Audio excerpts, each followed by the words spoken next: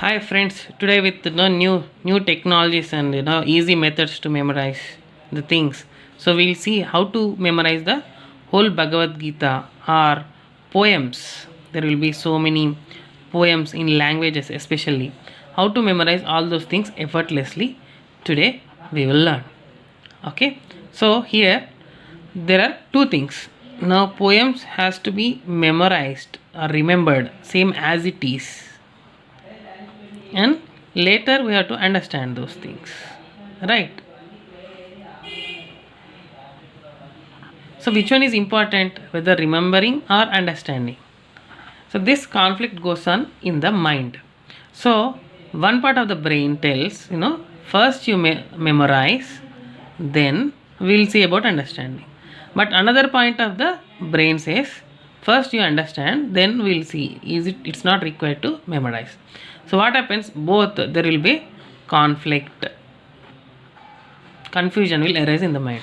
So while reading and you are trying to memorize it, so there is a conflict, so it is difficult to memorize. So we have to understand first, like, you are first remember the poem, don't worry about the meaning of it. In your childhood, if you remember that, they used to tell us about the poems, right? They used to make us by heart first, then later they used to tell the meaning of it, right? That is how most of the like childhood poems, whatever we remember, Twinkle Twinkle Little Star and all those things, we still remember few poems, correct? Why? Because we didn't bother much about the understanding part of it. So here there are different variations of it, but I learned from Vedic Pandit, like this technique was told by him to me, how they used to memorize the Vedas without any books during that time, but they were translated from one person to another person without any errors. How they did it, like when he was studying the school, what they used to do is, like, 7 children used to sit in a group, and when there is a one shloka or one line of the poem was told by teacher, then all those, like, they have to repeat, like 7 members are here, 1 2 3 4 5 6 7, each one has to tell it 7 times.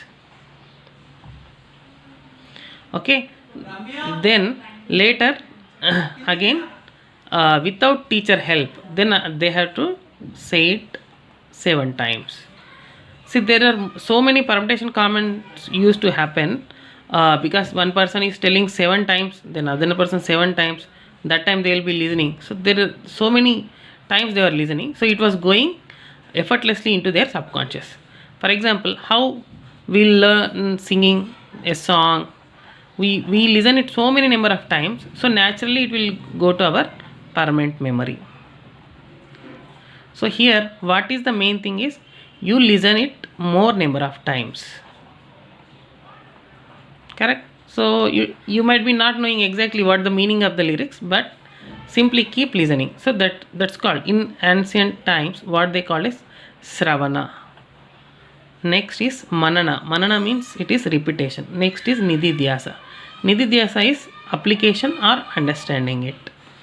I am not going to deal about the Nididhyasa, but Sravana, Manana and Nididhyasa. What is meant by Sravana? Sravana means either reading or listening. You are taking information inside, that is called Sravana. Next, Manana is repetition. You are repeating it many number of times. Okay, then how many numbers of times you have to repeat? See, it is depend on our intellect, but the rule, basic rule, how does it apply? Now I will explain you. For example, there are 4 lines in a shloka or in a poem.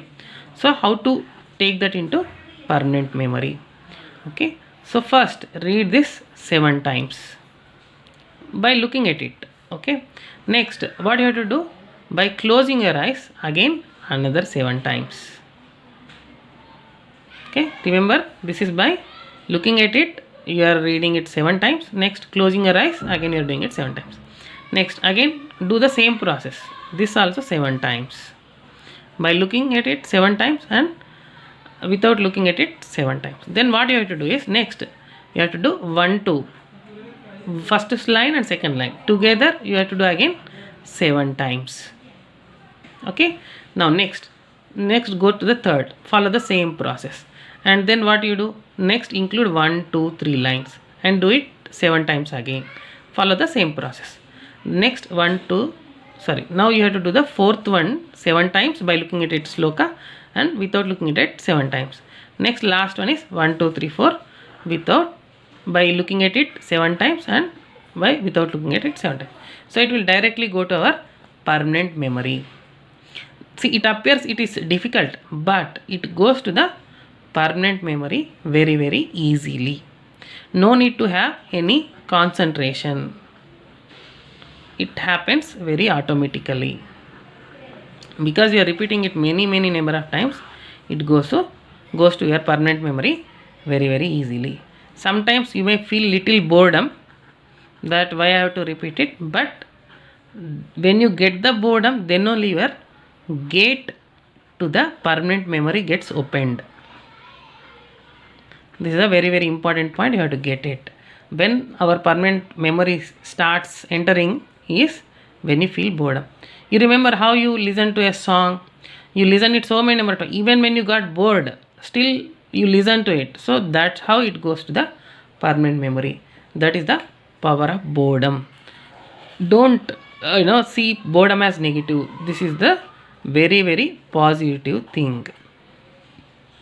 Okay, this is how you can learn a shloka or poem very very easily. We'll see with an example in part 2. Thanks for watching.